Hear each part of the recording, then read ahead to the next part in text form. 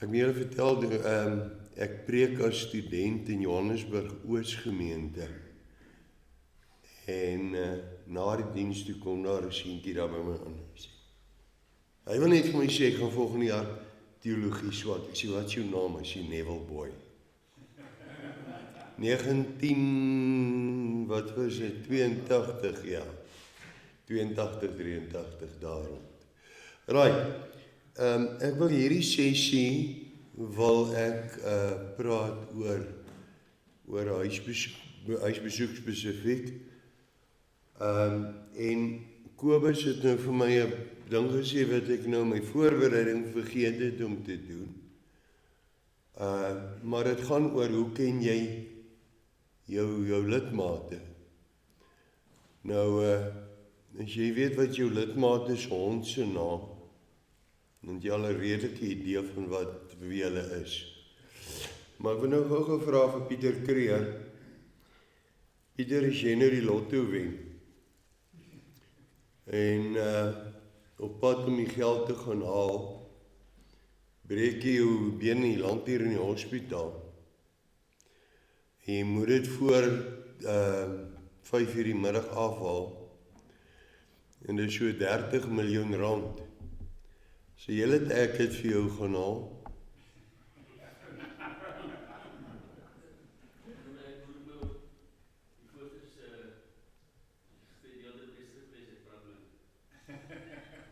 Okay. So jy, nee, die vraag is, jy het ek het vir jou gaan haal, ja of nee? Nee, jy sal nie. Nou is. Ja, jy weet nie waar bly nie.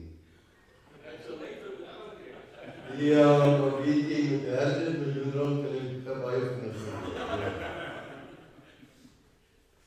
Wat ek wil sê met die voorbeeld wat ek gebruik is, wanneer vertrou jy iemand? Dis wanneer jy hom goed ken. Ek het nou het ek ook gesê dat die mense sê God laat hulle in die steek. En die rede daarvoor is dat hulle God nie vertrou nie. Hoekom vertrou hulle God nie? Want hulle ken God nie goed genoeg nie.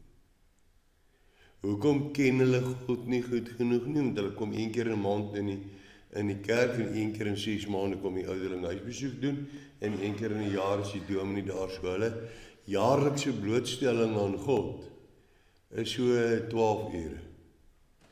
Dan kan jy nie iemand leer ken nie. Hoe beter ons God leer ken, hoe meer vertrou ons hom.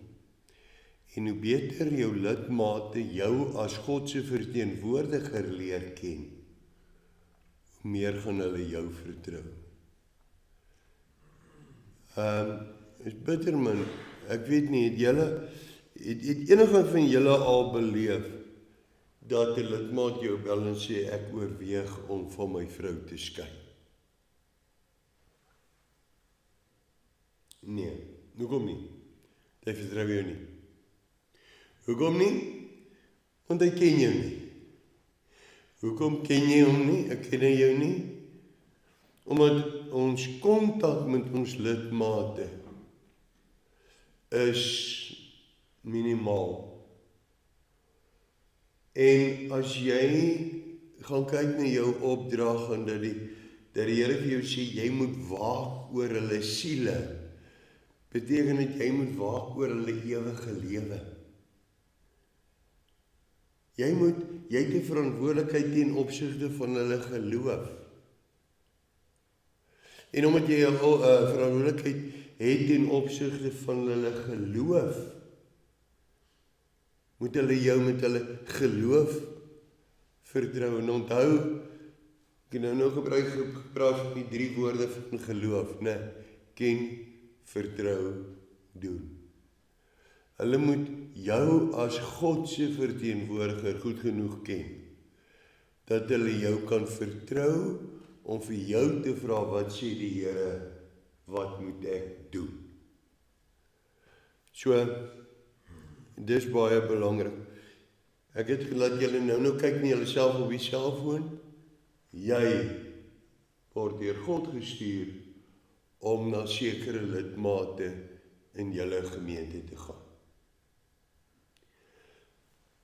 Wie weet nie wie van julle onthou vir Dominee Gert Bester nie. Ja, die ouens wat hom geken het, ken hom net so lekker stewige stem gehad. As hy gepraat het, hulle het almal geluister en hy is in Durban was hy predikant gewees. Nou is een ou wat glad nie van hom gehou het nie.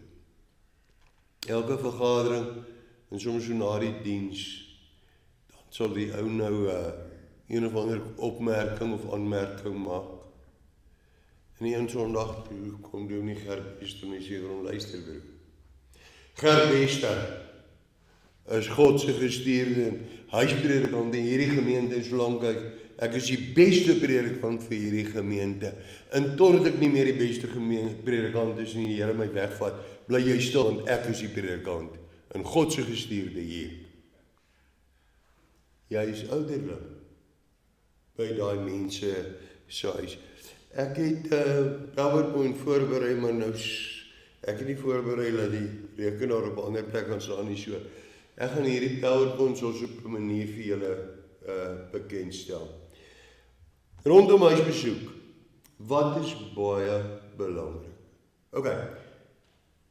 My ervaring, en ek kan verkeerd wees, maar ek lei dit af uit die verslag wat ouderlinge baie keer vir my sê is, maar die lidmate het nie tyd nie. Of ek het hier so, ek het 3 keer probeer, maar kry by hierdie ou 'n afspraak nie. Nou praat ek vir myself. Hoekom het my dogter nie die afspraak by die ouderling wou nakom nie? Jy kan so sien af. En dan het jy nie tyd. Dan maak jy verskonings vir hoekom jy nie huisbesoek of hierdie ouderling wil hê vir die huisbesoek nie. Waar lê die fout? Die ouderling.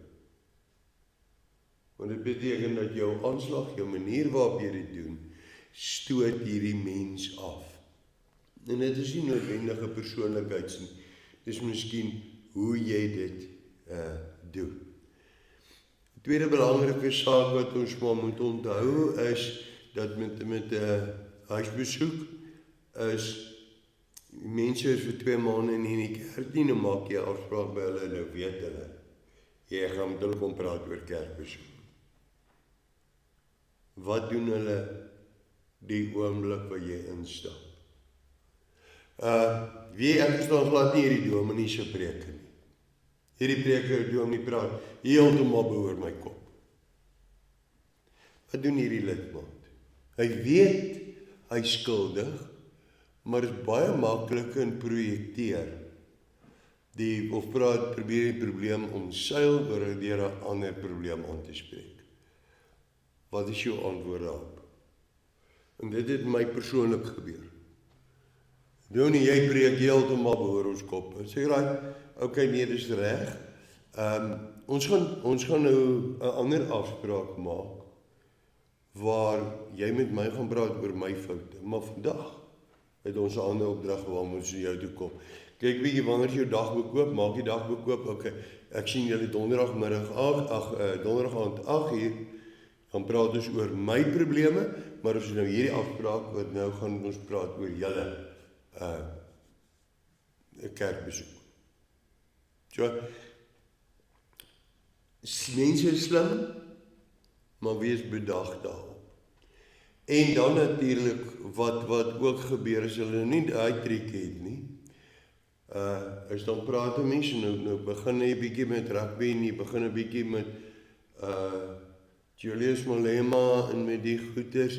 In die oomblik waar jy nou jou Bybel so nader vat, doen nie tee of koffie. Roer tee of koffie. Right. Baie praktiese raad. Jy maak afspraak op 'n spesifieke tyd en ek het dit konsekwent in die afgelope 10 jaar vir my bediening gedoen. As ek die afspraak maak, dan sê ek gaan tee of koffie drink. Want dit is nogal baie sleg as 'n ou kom en jy sê, okay, ek gaan nou nie vandag koffie drink nie. En as jy so in die kombuis sloer, en jy tee en die koppietjies reg gesit en die vleispastytjies staan daar, né? So, kyk, as die oudering by ons kom huisbesoek doen, het my vrou altyd iets wat sy saamgee om te eet. So, ons vroukies is baie goed daarmee, en dan voel hulle sleg, maar as jy vooraf vir hulle sê, luister, julle is die tweede besoek en ek kan nie so baie tee of ek gaan nie tee drink nie. Of, ja, as jy met 'n moeilike huisbesoek doen, dan sê jy vir hulle, ons is hier huisbesoek om hier huisbesoek te doen, kom ons bid saam. Begin met 'n gebed, en dadelik sê jy, ons gaan nou praat oor die Here se saak, die hele geloofslewe, en oor wat die Here vir jou sê. Dis baie goed om met huisbesoek so te begin. Ek gaan net een opmerking maak rondom nou het ek 'n bietjie, ek het 'n ander Russiese woord wat ek wil gebruik, wat ek nou nie vooraf julle gewaarsku het nie, en dis die woord harigheid. Jy kry harigheid beteken, in die Afrikaans vir harigheid beteken is mense wat baie moeilik is en net 'n sekere standpunt het en net 'n sekere standpunt wil navolg. Right. Dis die Afrikaans vir harigheid. Nou harigheid, lidmate, sal vir jou, as jy begin Bybel lees en sê hulle vir jou, maar ek vervaar nie daai vertaling van die Bybel nie. Goed om te weet, wat is hierdie mense se vertalingsvoorkeur, en jy vat daai Bybel oor. Ek persoonlik het weinig my eie Bybel saamgevat, as ek gaan huisbesoek doen het, want as jy vir die mense vra, gee my die Bybel, dan sien jy so 'n paar dingetjies, né? In daai Bybel sien jy, wat is belangrik vir mense, wat se fotootjies, wat se boodskapies is in die Bybel, dis vir hulle belangrik. Die tweede ding wat jy sien is, hulle bring vir die vertaling wat hulle die voorkeur aan het. En dan lees jy daaruit. En as jy gaan voorbereiding doen vir huisbesoek, berei in al drie die vertalings voor. Ek het as jong dominee, was daar oom Harry Lugdelm in Belfast, en hulle diagnoseer oom Harry met kanker. Nou moet ek voorberei, nou huisbesoek doen, en ek het my 83 vertaling, Psalm 42, en daar so die 6de vers, waarom is ek so bekommerd, en waarom kwel ek so, vertrou op God in die dag. Dis wat ek daar gaan lees. Stap daar in, en hulle gee vir my die 33 vertaling.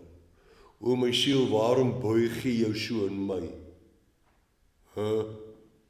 Nee, ek my nie voorberei nie, en toe moet ek dit gou gaan omdraai en sê, maar dis wat hierdie siel buig beteken. So, in jou voorbereiding gebruik al jou vertalings. Onthou, jy is God se verteenwoordiger en jy moet sê wat God sê. Dis baie belangrik, en dan is dit nogal baie moeilik, veral in vandag se situasie, om regtig te weet wat is God se wil. Wat is God se wil in 'n sekere konfliksituasie veral? En daarom moet jy as ouderling mooi verstaan, wat is die verskil tussen God se goedkeurende wil en God se toelatende wil? As dit eens, hierdie lidmaat het nou 'n krisis, nou praat oor dit. En dan moet jy sê, maar God het toegelaat dat Batsema swanger word. Weet nie goed gekeer nie. Maar hy het toegelaat, want dit het 'n effek gehad en dit het 'n boodskap vir ons gedoen. Waar die doopformulier so pragtig sê, is dat God vir ons alles ten goeie laat meewerk of tot ons beswil beskik. God laat dinge toe tot ons beswil, maar ons moet altyd kyk, waarmee is God tevrede? En as jy praat met mense oor God se wil, dan moet ons die dood eenvoudig en gewone Afrikaans vra, waarmee sal God tevrede wees? Wat ons sê en wat ons doen. Maar dit is belangrik. Wat moet jy vir my op huisbesoek? Ek dink. Ek herinner my jare terug, daar was nog op RSG, hierdie wat sê die Bybel. En een van ons teologiese skoolse professore, ek dink baie van julle ken hom, ek gaan nie sy naam is nie belangrik nie, die saak is belangrik.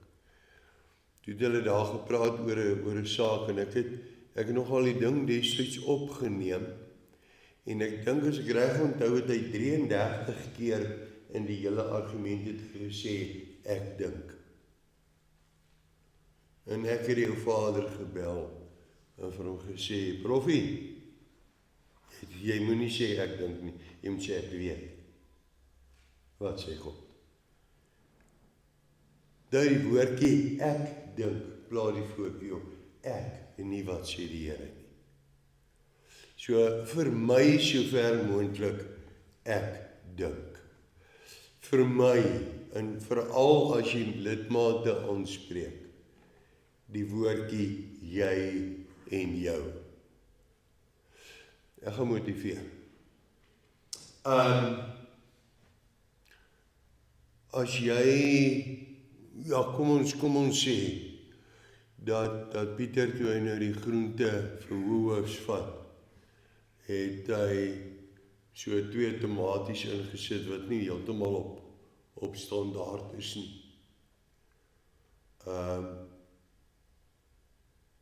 En hulle spreek hom aan daaroor. Is dit oor wie Pieter is? Of is dit oor wat hy gedoen het? Baie belangrik dat ons die saak en die persoon moet skei. As ek vir jou sê, jy het iets verkeerd gedoen, dan wil mense natuurlike dinge so selfverdediging, selfoorlewing. Maar as jy sê, maar dit wat jy gedoen het, is verkeerd. Kom ek gaan dit opsom en sê, God het die sondaar lief, maar God haat die sonde. Dit wat die mens gedoen het, is verkeerd. Maar Christus nog steeds vir daai sondaar gesterf. Gaan kyk 'n bietjie na Dawid se lewe. Hoeveel dinge het hy gedoen wat verkeerd was? Miskien is dit 'n beter voorbeeld. Wat is die verskil tussen Judas se verraad en Petrus se verloning? Bottom line, wat het Judas gesê? Ek ken Jesus. Wat het Petrus gesê? Ek ken nie vir Jesus nie. Wat is die verskil? Is 'n groot verskil, né? Maar Judas is hel toe. Want dit wat hy gesê het, was 'n sonde. En sy motivering en dis meer verkeerd. Maar Petrus het besef hy het verkeerd gedoen en hy het tot bekering gedoen. Wat het Judas gedoen toe hy besef hy het verkeerd gedoen? Hy pleeg selfmoord. Wat het Petrus gedoen? Hy gaan uit en hy huil.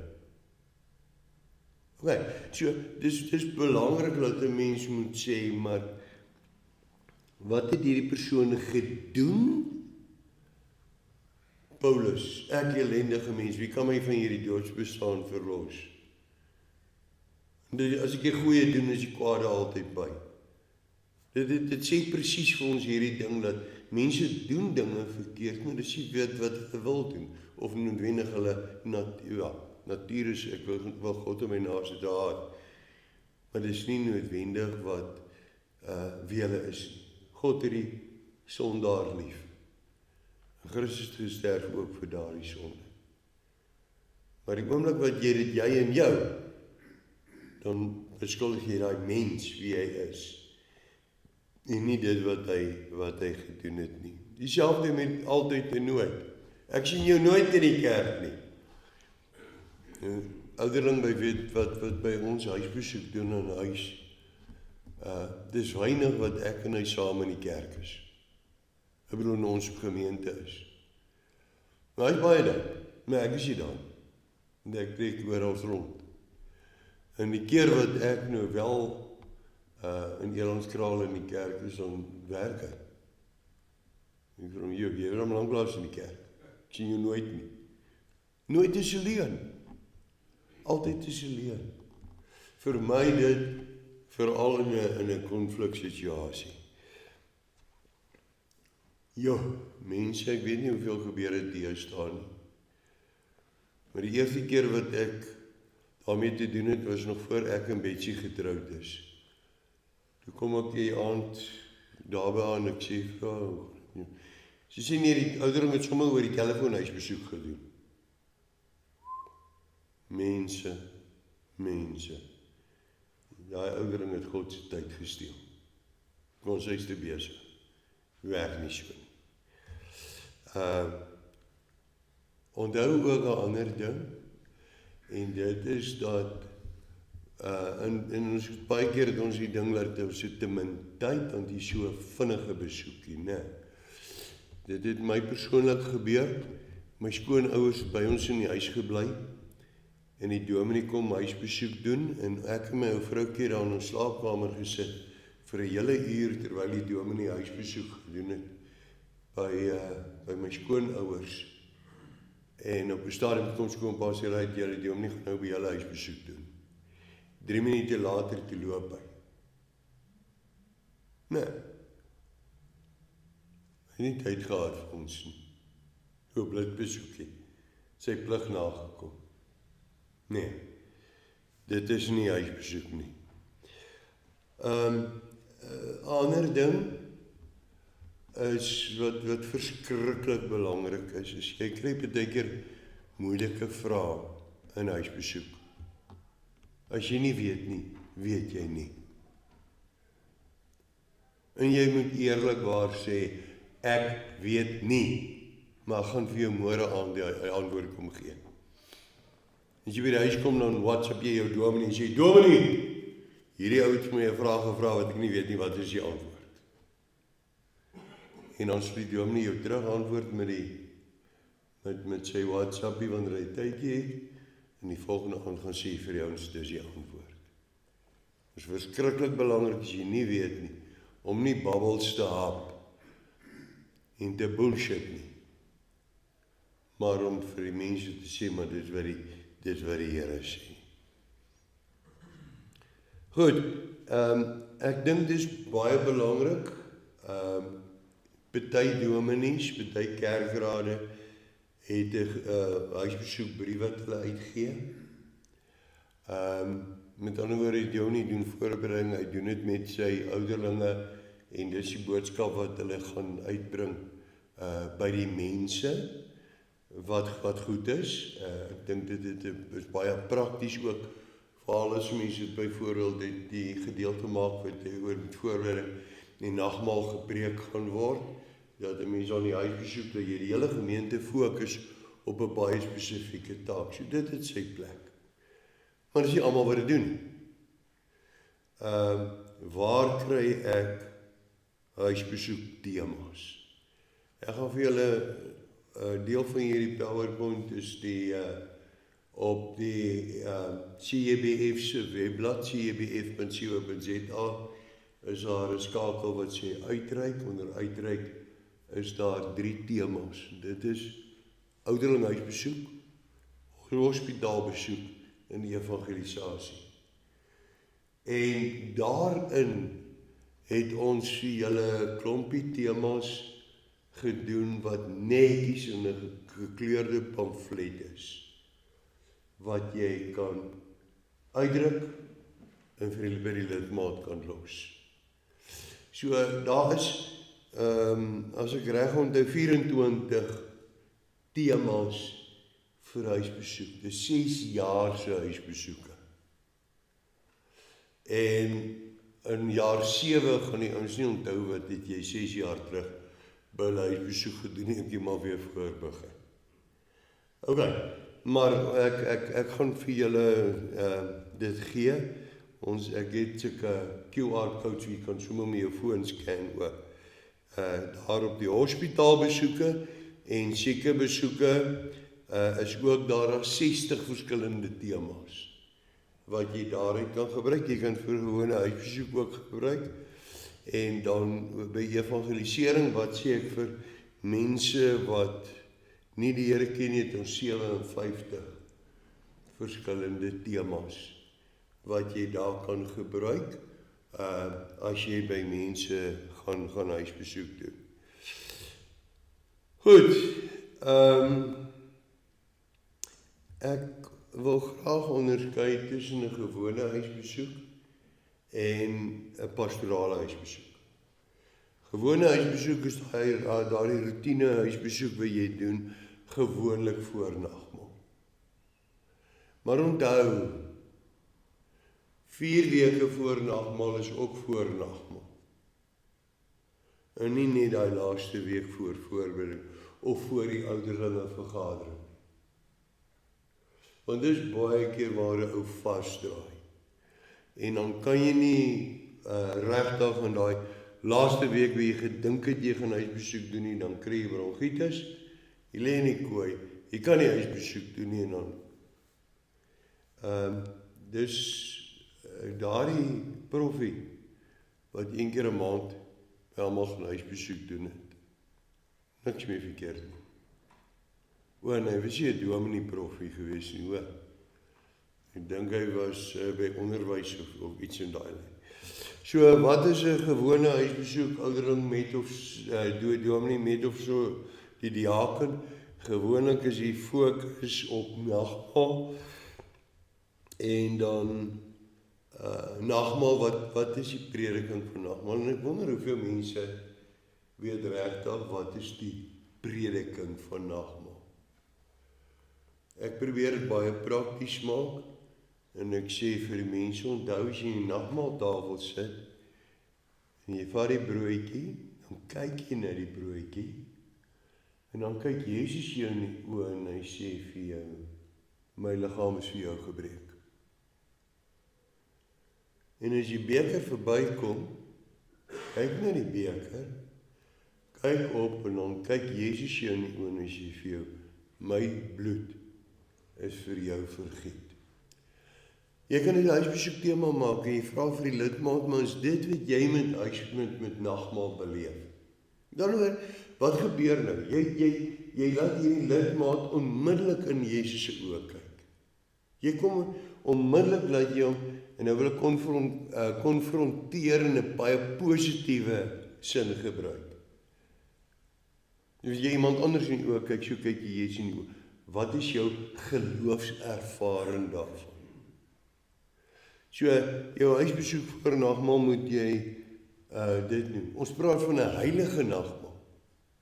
En dis waar ons baie keer verskil van die ander kerke. Hervormde in die NG Kerk, ek is nie 100% seker van die APK nie. Laat dit in jou lidmaat se verantwoordelikheid oor hy aansit aan die nagmaal of nie. Ons sê nee. Kerkraad het 'n gedeelde verantwoordelikheid. Die kerkraad, die ouderlinge se plig is om toe te sien dat die nagmaal heilig gehou word, want heilige sondaars sit aan die Here se tafel. Luister mooi in my woorde wat ek gebruik. 'n Heilige sondaar. Nagmaal is eksklusief vir sondaars wat hulle sonde en ellende besef. Maar God heilig hulle.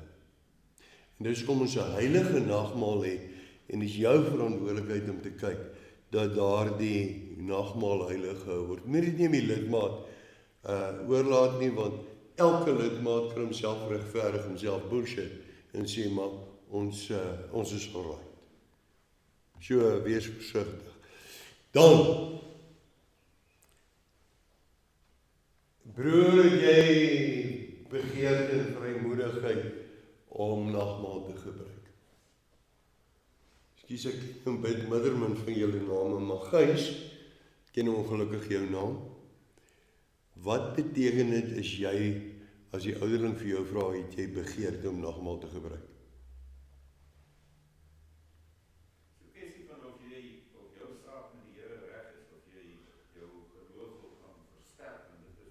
Ja, maar ek kan nie daaraan vat nie. Hoe doen jy dit in praktyk? Dis baie mooi teorie. Sit 'n handvatsel vas. Met my Bybelstudie, my tyd saam met God en my vrou natuurlik. En wat het dit met begeerte te doen? Wat het dit te doen met begeerte? Dit skep 'n groter begeerte. Ja, wat is begeerte? Wat is begeerte? En sien wat ons toe as studente was, en hulle vra vir jou was begeerte, as jy my meisie wys en ek begeer nie, nee. Baie mense wil met die opsomming van die wet, maak hulle die 10de gebod, jy mag nie begeer nie. En dis 'n leuen. Jy moet begeer. Die regte. Wanneer is 'n oue begeerte? Wanneer jy iets nie self kan doen nie. Waar jy nie self kan jouself geestelik voed nie. En dis die begeerte wat ons moet hê, is, Here, ek kan nie, maak U dit vir my reg. Nee. Dis nou baie prakties. En dis wat baie belangrik is, dat ons ook met ons huisbesoek, dit moet nie goeders wees wat die ouens nie aan kan vat nie. Dis so belangrik dat jou huisbesoek moet jy iets vir die prakties het. Ek het baie keer in ons besoek dan, kyk, as daar huweliksmoeilikheid is, ons die vrouens se heel eerste ding is, my man neem my nie in ag nie. Nee, julle het al gehoor. Julle vrouens het al vir jou gesê, jy neem my nou nie in ag nie. Wat beteken dit? Ek kan daar niks mee doen nie. Baie belangrik dat as iemand iets abstrakt sê, dat jy dit moet konkreet maak. Hoe neem jy jou nie in ag nie? Right, dan kom die vrouens by die tandepasta se doppie, en die kouse wat jy nie in die wasgoedmandjie gooi nie, en al daai tipe van ding. Met ander woorde, wat ek wil sê wat baie belangrik is dat ons geloof moet prakties wees.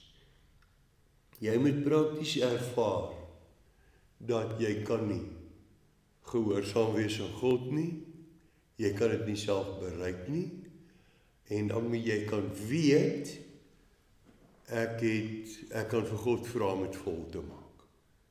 Dieselfde met vrymoedigheid. Vrymoedigheid is 'n abstrakte begrip. Het jy vrymoedigheid om nagmaal te gebruik? Wat antwoord jy ons? Ja, want ek het nie 'n klou wat dit beteken nie. Wat beteken vrymoedigheid? Ek ellendige mens, wie kan my van hierdie doopsverdrag verlos in Christus? Nee. Jou lidmaat moet besef dat vrymoedigheid beteken dat God het my gemaak dat ek aan hom as heilige sondaar aan die tafel kan kom aansit. So, met nagmaal maak seker dat jou lidmate hulle geloof, en dan kom ons terug by die opening hierso. As jy iets glo, dan moet dit 'n leefwyse wees. Ken, vertrou, maar die doen is baie, baie belangrik. Right, kom ons, ek wil net hoor oor die formele, kom ons sê die formele nagmaal besoek, is daar hierdie stadium enige onduidelikheid? Ek wil nie eintlik, as daar vinnige vrae is, iets wat ek nie behandel het nie, vra asseblief nou. Dan gaan nou vergeet. Niks. Right. Yes, Ek wil net sê dat dit gebeur dikwels dat jy mense wat daar's 'n bepaalde tugsaak of handeling en eintlik kom die ding al 'n hele ruk, dis eintlik al afgehandel, maar die kerkraad besluit sê nou nie, hulle is onder sensuur, die persoon het te begeer, het nou vrymoedigheid. Ja. Jy verstaan, maar ons hoef dit nie nou te hanteer, die dokter kan dit later antwoord. Goed, nee, ek gaan dit, want dit is 'n saak wat redelik gereeld, en ek het nou in die onlangse tyd van dat ek geëmeriteer het, het ek 2 baie spesifieke vrae oor dieselfde ding gehad. En dit is eintlik oor dieselfde saak gegaan met twee verskillende mense. Jannie en Sonny skei. Jannie het 'n verhouding met 'n ander vrou. Sonny was altyd die getroue lidmaat wat nooit rondgeloop en nie haar man gedien het soos wat Sarah dit gedoen het en bla bla bla. En nou skielik trek Jannie uit en hy's uit die huis uit en die hele gemeente gons want hierdie mense is geskei. Ek kan nie 'n persentasie toeken aan wat Sonny skuldig was in die egskeiding nie, maar oënskynlik 10, 15, dalk 20% van die skuld lê by haar. Niemand is onskuldig nie, mense dat dit vertel. Maar goed, hy het verlaat, hy het dit verkeerd gedoen en dis meer. Nou kom jy huisbesoek doen by die vrou vir Sonny. Sonny, begeer vir ja, nee, hierdie ding het my getref, maar het my nader gebring aan die Here en ek het daai begeerte.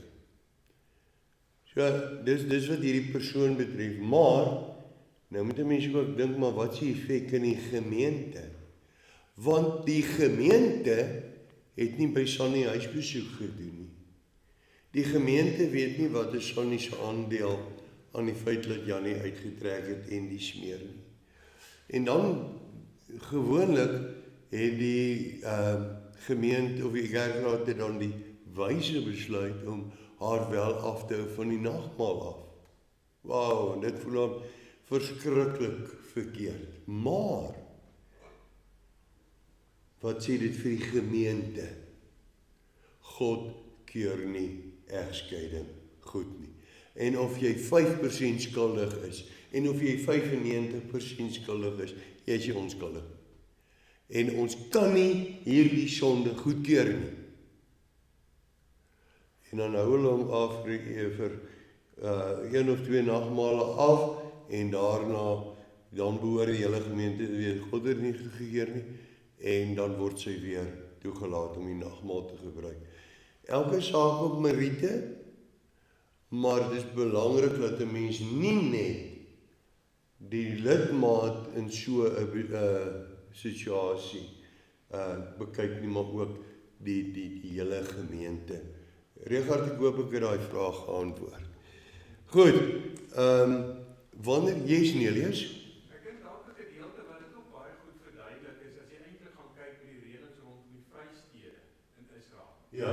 En dit is daai onderskeid as iemand moord gepleeg het, dan moet sy lewe geneem word deur die bloedbreker, nee, maar dan is die vraag wat as dit nou ongeluk was?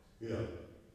En dan is die vrystede daar waar jy die persoon kon vlug en dan moes die howe bepaal of dit wel 'n ongeluk was en dan staan nogal 'n interessante ding. En dan moes die persoon in die Vrystaat bly, nie die Vrystaat nie, in die Vrystaat.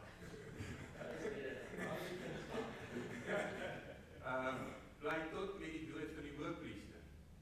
Want die beginsel daar agter is daar was bepaald mate van skuld. Ja. Nee, so jy kan nie wegkom van die ding dat ek heeltemal daar is van skuld, die se lewe geneem. En dan sodat almal kon verstaan, maar hoorie so, daar is aandadigheid, moord is ons, dit is verkeerd, en dan vir daai periode. En ek dink dat mense so vir lidmaat ook, dan verstaan hulle daai konteks ook, en dan daarna kan so 'n persoon weer teruggaan na sy familie en dan die dinge aangaan. Korrek.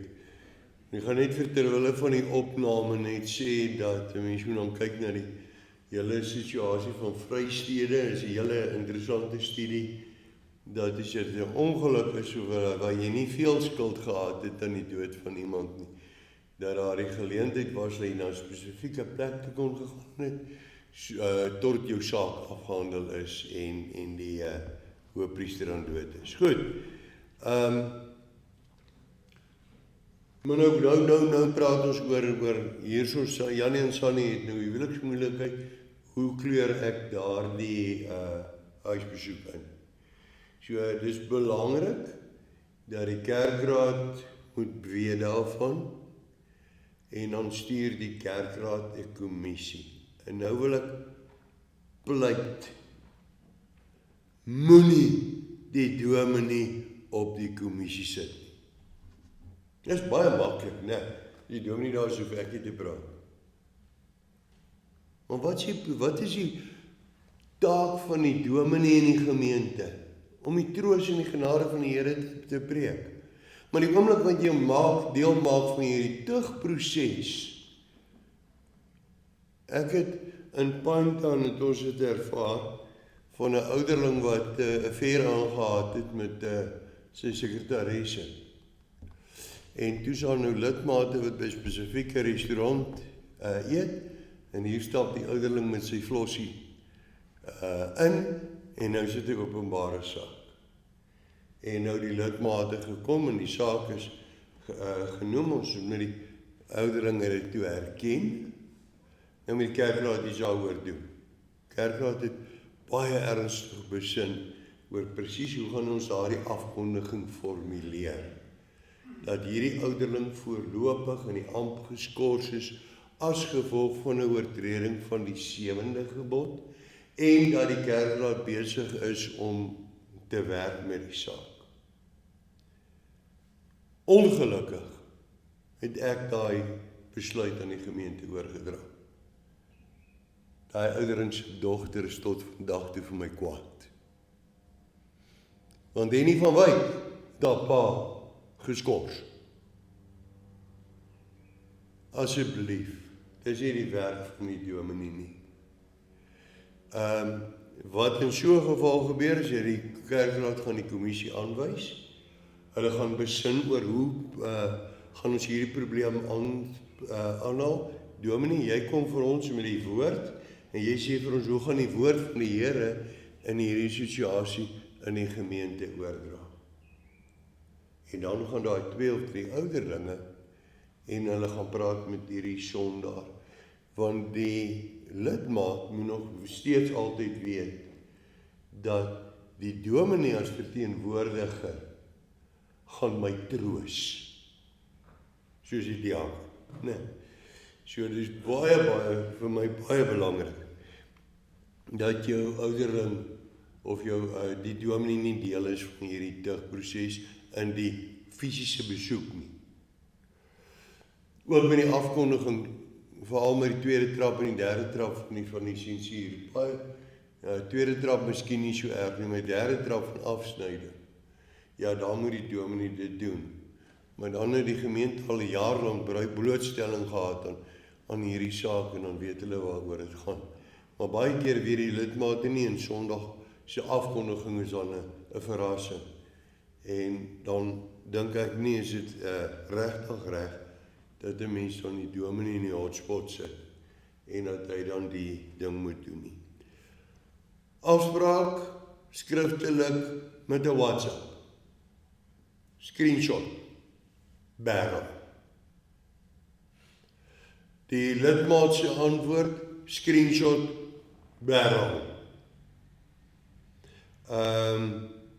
En dan moet hy ook, as jy dan die besoek gebring het, dat die kommissie skriftelik, kan 'n kort rapportjie wees, maar skryf dit neer, teken dit, maak dit deel van die notiele, want oor 3-4 jaar gaan daai ding jou kom byt. En as jy dalk meer ouderling, ons het, ek gaan nou maar 'n bietjie die huisie praat, en ons kraal nou nog mense wat kwaad is vir wat 3 dominees terug gedoen het. Nee. Lidmate of mense wat lidmate was wat nie meer kerk toe kom nie. Want die een dominee het iets gedoen waarvan hulle nie gehou het nie. En dis hoekom dit baie belangrik is hou behoorlik rekord, want ook belangrik is natuurlik onthou soos by tugproses kom. En ons gaan na die tweede stap. Dan moet die klassies ingedien word en die klassies moet kyk, het die kerkraad sy werk gedoen voordat die derde stap kom in die formulier gelees word. Eintlik die tweede stap waar die name genoem word en die smeer. So dis baie belangrik dat jy baie noukeurig rekord hou van elke, kom ons sê geval pastorale besoek waar hierdie tipe van ding gedoen moet word. Goed, ek moet net kyk hoeveel tyd, wanneer het ons begin, hoe laat moet ek nou ophou? Ons het so 10 minute laat begin oom, so Ja, maar bedoel, hoe laat gaan die susters nie vir ons kwaad wees nie? nee, oom, ons was veronderstel om 11 uur vinnige breek te vat, maar ons het so 10 minute laat begin. Okay, So ek dink nie hulle sal te kwaad wees as ons goed. 5 minute aan het. Ek wil baie kort probeer vir julle sê is, wat baie keer in so 'n pastorale gesprek gebeur, wat gebeur is jou lidmaat gaan onmiddellik in defensive mode soos hulle sê, hy gaan vir jou sê, dat die een wat nie sonde het nie die eerste klip gooi. Nee. En dan sê jy vir hom, wow! Gaan nie oor die mens nie, Jesus gebruik dit nie oor die mens nie. Hy gaan daarso, is dit sonde of is dit nie sonde nie, is jy skuldig of is jy nie skuldig nie. Want kyk daardie ding, kan 'n ou verlam, om alle volgende argumente weg te neem. As iemand vir jou sê, dat die een wat sonder sonde is. Maar in die konteks van Johannes 8, het gegaan oor 'n baie spesifieke geval, waar hierdie fariseërs het een van hulle chommies gebruik om hierdie meisie, want hulle het haar uitgevang, né? Jy kan nie 'n vrou alleen uitvang waar sy die ontuig pleeg nie, daar was die man. En Jesus spreek die sonde wat die fariseërs gedoen het aan. En dan sê hy, laat een van julle wat nie aandadig was, aan die skuld wat julle teen hierdie vrou ingebring het, laat hy die eerste klip gooi. Konteks, baie belangrik.